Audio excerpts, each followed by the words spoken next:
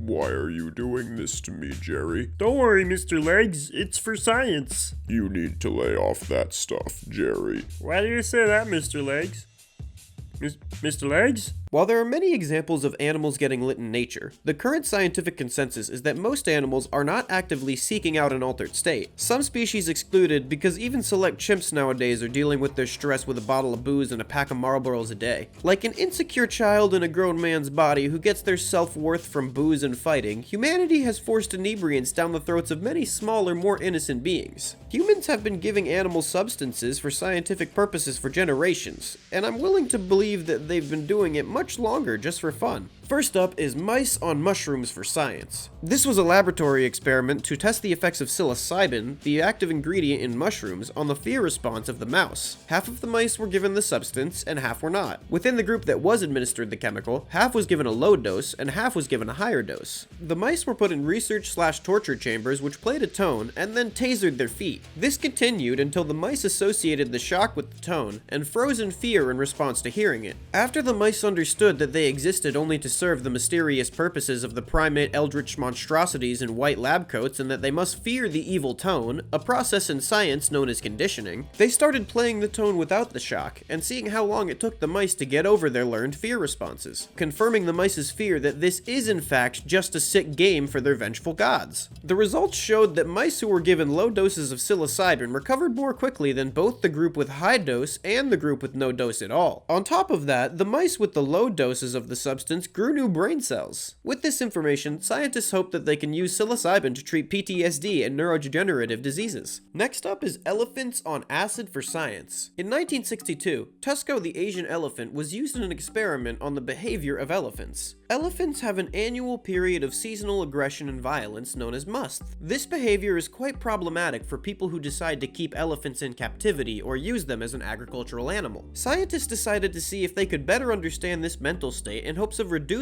or eliminating it so the animal could be kept more easily. Almost 300 milligrams of this intense mind-altering substance was injected into the elephant's bloodstream. To put this in perspective, the average dose that a human would use for recreational purposes is around 150 micrograms. Not milligrams. Let's do some math here. An adult male elephant weighs up to 14,000 pounds. Let's divide that by the weight of, let's say, a 200-pound man to keep the math simple. So if you scale that average human dose up 70 times, that would be 10,500 micrograms or 10.5 milligrams. They gave this elephant almost 30 times that dose, after which the elephant promptly screamed a trumpety scream of terror that can only be made by the first member of a species to have an existential crisis, collapsed onto the ground while seizing uncontrollably, violently expelled all of the feces in its system, and straight up died after several minutes of extreme pupil dilation and heavy breathing. What kind of scientist can't do basic multiplication? What kind of lab is this? Hey, so once a year, this otherwise gentle giant goes literally insane, stomps people's guts out, and commits incredible property damage. So I was thinking we go ahead and try to cause that intentionally. Got any ideas? I got a ton of this acid stuff from some kids at a concert for this band, The Grateful Dead, that won't exist for like 3 years. It's all the rage right now because you and I both know it is currently the 60s, so it was useless for me to mention the year unless we're being observed in the future in the form of some poorly drawn parody cartoon. By the way, have you ever really looked at your hands? Okay, so no more for you. How much should we give him? All of it. We're already giving an elephant acid. Don't have send. Fascinating data. The next scenario is a wild pig on a lot of alcohol by accident. Or maybe it's negligence. Who cares? This happened in an Australian campsite where a wild pig ate all of the stored food, drank 18 beers that campers brought, ripped apart a bunch of garbage containers, and then attacked a local cow. It turns out animals can go on self-destructive benders too. Who knew? The cow was later seen chasing the pig, and campers reported seeing the same pig passed out looking sick under a tree, maybe nursing a hangover. I know it was mean of those kids to say to you, but maybe the insult of being a pig isn't unfounded after drinking 18 beers in under an hour, assaulting someone, and passing out naked under a tree. Next up is rats on oxy for science. The scientists behind this one wanted to know if it was possible to vaccinate people against addiction. Now, anyone watching who knows how a vaccine works was probably confused by my last statement. Typically, a vaccine is a disabled or altered version of a pathogen that helps the body learn how to defend against the real pathogen.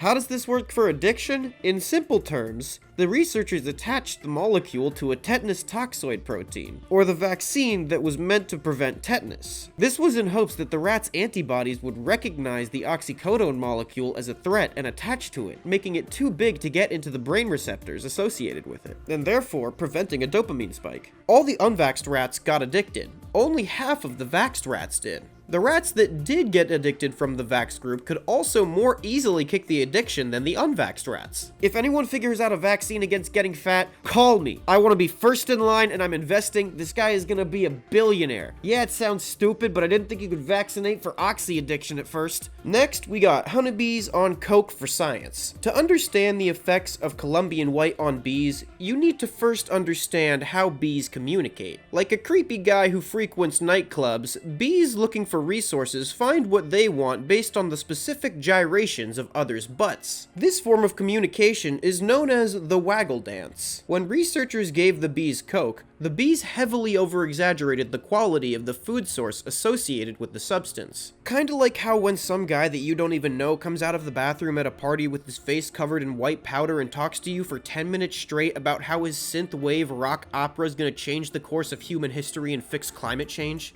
Keep in mind, at higher doses, coke is toxic to bees, so when the coked out drone went back to her dealer, Mr. Coca Plant Flower, the bee would most likely just OD and die from consuming too much of the active ingredient. After scientists stopped giving the bees coke, the bees went through withdrawal symptoms and performed poorly on whatever counts as a memory and learning test for a bee. Next up is Zebrafish on everything but the kitchen sink for science. A study undertaken by the Research Society of Alcoholism concluded that when given a moderate dose of alcohol, the zebrafish was more active and swam faster than regularly. When given a higher dose of alcohol, the fish acted sluggishly, which might imply that it was in a drunken state. In a follow-up study, it was discovered that when a drunk zebrafish was introduced to a group of sober ones, the sober fish will then follow the drunk fish as their leader, proving once and for all that the zebrafish social structure functions in the same fashion as a collegiate fraternity. When given THC to test its effect on zebrafish memory, the fish were able to recognize a color pattern associated with being fed, but they were not able to recall a spatial pattern associated with being fed. This suggested that the spatial memory recall is impaired while under the effects of THC, but associated memory recall remains unaffected. Under the effects of acid, they had increased cortisol levels, which is the chemical in humans associated with stress, and they also swam farther away from each other. Under the effects of a small amount of ketamine, the fish became more aggressive, and under a large amount, the fish became less aggressive.